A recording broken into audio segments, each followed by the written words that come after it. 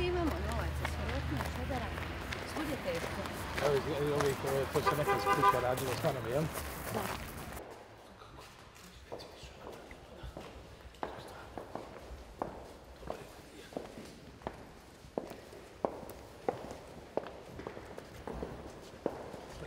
Nema više vjernika.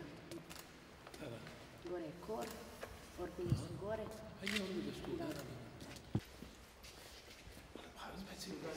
Znači štalicu napravimo Isusovu grobu. Treba što tu napraviti, ali ide kraj. Ali pomalo idete? Ide, će 7 godina se već radi. Ide još da gore.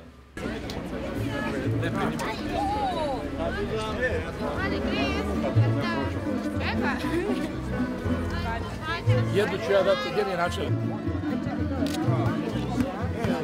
Hvala. On je čovjek.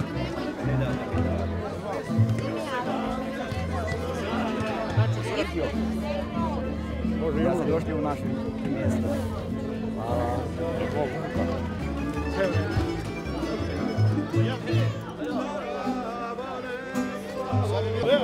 Privet.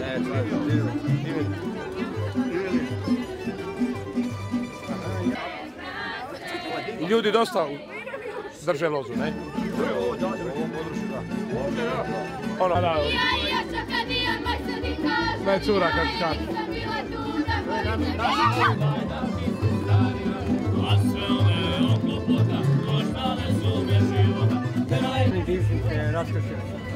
Da, bravo, to volim i raspucajte ih.